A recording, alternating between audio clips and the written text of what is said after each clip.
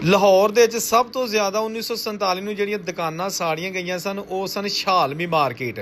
Shah Alam market Lahore ਦੇ ਵਿੱਚ ਜਿਹੜੀਆਂ ਹੋਲਸੇਲ ਦੀਆਂ ਦੁਕਾਨਾਂ ਸਨ ਔਰ ਜ਼ਿਆਦਾਤਰ ਕਾਰੋਬਾਰ ਹਿੰਦੂਆਂ ਦੇ ਸਨ, ਉਹਨਾਂ ਦੀਆਂ ਦੁਕਾਨਾਂ ਬਹੁਤ ਜ਼ਿਆਦਾ ਤਾਦਾਦ 'ਚ ਉਹਨਾਂ ਨੂੰ ਨੁਕਸਾਨ ਪਹੁੰਚਿਆ ਸੀ। ਅਤੇ ਇਹ ਸ਼ਾਹ ਆਲਮੀ ਮਾਰਕੀਟ ਦੇ ਵਿੱਚ ਅੱਜ ਵੀ ਇੱਕ ਬੈਂਕ ਦੀ ਇਮਾਰਤ ਮੌਜੂਦ ਹੈ, Gobind Ram establish 1805 Hindustan commercial bank limited. ਇਹ ਇਮਾਰਤ 1805 ਦੀ ਨਹੀਂ, ਇਹ ਬੈਂਕ ਹਿੰਦੁਸਤਾਨ ਕਮਰਸ਼ੀਅਲ ਬੈਂਕ ਜਿਹੜਾ ਨਾ ਇਹ ਬਣਿਆ ਸੀ 1805 'ਚ। ਅਤੇ ਸ਼ਾਹ ਆਲਮੀ ਮਾਰਕੀਟ ਜਿਹੜੀ ਕਿ ਉਸ ਵੇਲੇ ਬਹੁਤ ਵੱਡਾ ਕਾਰੋਬਾਰ ਸੀ। ਇੱਥੇ ਅਕਬਰੀ ਦਰਵਾਜ਼ਾ ਸੀ ਇੱਕ ਸਾਈਡ 'ਤੇ, ਦਿੱਲੀ ਗੇਟ ਔਰ ਅੰਦਰੂਨ ਸ਼ਹਿਰ ਦੇ ਤਮਾਮ ਜਿਹੜੇ ਬਾਜ਼ਾਰ ਹੈਗੇ ਨੇ, ਗਲੀਆਂ, ਉੱਥੋਂ ਦੇ ਤਾਜਰ ਇਸ ਬੈਂਕ 'ਚ ਬੜਾ ਪੈਸਾ ਰੱਖਦੇ ਹੁੰਦੇ ਸਨ। ਅਤੇ ਇਹਦੀ ਇਮਾਰਤ ਅੱਜ ਵੀ ਆਪਣੀ ਅਸਲੀ ਹਾਲਤ 'ਚ ਮੌਜੂਦ ਹੈਗੀ ਹੈ। ਬਹੁਤ ਸਾਰੇ ਬਜ਼ੁਰਗਾਂ ਨੇ ਆਖਿਆ ਜਿਹੜੇ ਕਿ ਇੰਡੀਆ ਚਲੇ ਗਏ ਨੇ ਕਿ ਸ਼ਾਹ ਆਲਮੀ ਮਾਰਕੀਟ 'ਚ ਸਾਡਾ ਕਾਰੋਬਾਰ ਹੁੰਦਾ ਸੀ, ਉੱਥੇ ਬੈਂਕ ਦਾ ਨਾਮ ਹੀ ਉਹਨਾਂ ਨੇ ਲਿਆ ਹੈ।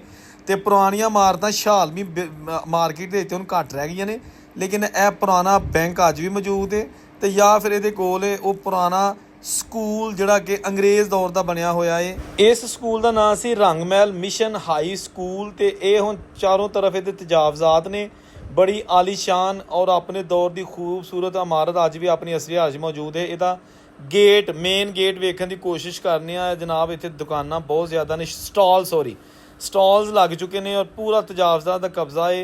ਇਹ ਇਹਦਾ ਮੇਨ ਗੇਟ ਹੈ ਰੰਗ ਮਹਿਲ ਸਕੂਲ ਦਾ, ਔਰ ਉੱਤੇ ਲਿਖਿਆ ਗੌਰਮੈਂਟ ਰੰਗ ਮਹਿਲ ਹਾਈ ਸਕੂਲ ਲਾਹੌਰ। ਠੀਕ ਹੈ ਜਨਾਬ, ਇਹ ਇੱਕ ਕਦੀਮ ਤਰੀਨ ਸਕੂਲਾਂ ਦੇ ਵਿੱਚ ਸ਼ਾਮਲ ਹੈ, ਲਾਹੌਰ ਦੇ ਕਦੀਮ ਤਰੀਨ ਸਕੂਲਾਂ ਦੇ ਵਿੱਚ ਇਹ ਲਿਖਿਆ ਵੀ ਉਰਦੂ ਜ਼ਬਾਨ ਦੇ ਵਿੱਚ। ਤੇ ਇਹ ਜਿਹੜੀ ਤਸਵੀਰ ਤੁਸੀਂ ਵੇਖ ਰਹੇ ਹੋ ਇਹ ਇਸ ਸਕੂਲ ਦੇ 1928 ਦੇ ਹੈੱਡ ਮਾਸਟਰ ਨੇ ਲਾਲਾ ਰਲਿਆ ਰਾਮ ਜੀ, ਉਹ ਸਾਈਕਲ ਤੇ ਖੜੇ ਨੇ। ਇਹ ਬੜੀ ਯਾਦਗਾਰ ਤਸਵੀਰ ਇੱਕ ਲਾਇਬ੍ਰੇਰੀ 'ਚੋਂ ਮਿਲੀ ਹੈ।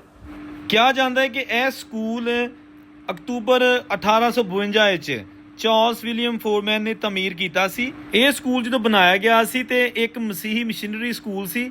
ਆਜ਼ਾਦੀ 1947 ਤੋਂ ਬਾਅਦ ਪਾਕਿਸਤਾਨੀ ਗੌਰਮੈਂਟ ਦੇ ਅੰਡਰ ਇਹ ਸਕੂਲ ਆ ਗਿਆ। ਤੇ ਇਸ ਸਕੂਲ ਦੇ ਫਿਰ ਪਹਿਲੇ ਹੈੱਡ ਮਾਸਟਰ ਸਨ ਇੱਕ ਬੰਗਾਲੀ ਮਸੀਹੀ ਜਿਨ੍ਹਾਂ ਦਾ ਨਾਂ ਸੀ ਗੁਰੂਦਾਸ ਮਿੱਤਰਾ।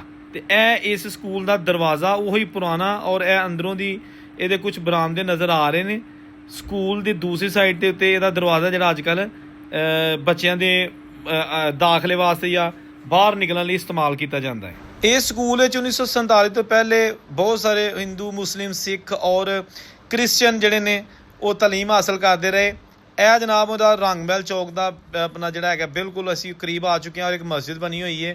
ਇਹਦੇ ਰਾਈਟ ਲੈਫਟ ਮੁਕੰਮਲ ਹੋਲਸੇਲ ਦੀਆਂ ਦੁਕਾਨਾਂ ਔਰ ਗੋਦਾਮ ਮੌਜੂਦ ਨੇ, ਜਦਕਿ ਸਿੱਧਾ ਜਾ ਕੇ ਸੂਹਾ ਬਾਜ਼ਾਰ ਔਰ ਫਿਰ ਅੰਦਰੂਨੇ ਸ਼ਹਿਰ ਦੇ ਸਰਾਫਾ ਬਾਜ਼ਾਰ, ਇਹ ਸਾਰੇ ਬਾਜ਼ਾਰ ਜਿਹੜੇ ਨੇ, ਗੁਮਟੀ ਬਾਜ਼ਾਰ, ਸੈਦ ਮਿੱਠਾ ਬਾਜ਼ਾਰ, ਇਸ ਤਰ੍ਹਾਂ ਦੀਆਂ ਚੀਜ਼ਾਂ ਜਿਹੜੀਆਂ ਨੂੰ ਸਾਹਮਣੇ ਆਉਣੀ ਸ਼ੁਰੂ ਹੋ ਜਾਂਦੀਆਂ। ਅਤੇ ਇਹ ਕੁਝ ਜਿਹੜੇ ਨੇ ਤੁਹਾਨੂੰ ਅਸੀਂ ਗੋਦਾਮ ਪੁਰਾਣੀਆਂ ਦੁਕਾਨਾਂ ਅਸੀਂ ਦਿਖਾਉਣ ਦੀ ਕੋਸ਼ਿਸ਼ ਕਰ ਰਹੇ ਜਿਹੜੀਆਂ ਕਿ ਬਹੁਤ ਪੁਰਾਣੀਆਂ ਨਹੀਂ, ਕਿਉਂਕਿ ਰੰਗ ਮਹਿਲ ਔਰ ਸ਼ਾਹ ਆਲਮੀ ਮਾਰਕੀਟ ਦੇ ਵਿੱਚ ਇੰਨਾ ਕੁ ਨੁਕਸਾਨ ਹੋਇਆ ਸੀ 1947 ਵੇਲੇ ਕਿ ਇਹ ਜਨਾਬ ਲਿਖਿਆ ਮਸਜਿਦ ਭੂਰੇ ਵਾਲੀ ਚੌਕ ਰੰਗ ਮਹਿਲ ਲਾਹੌਰ।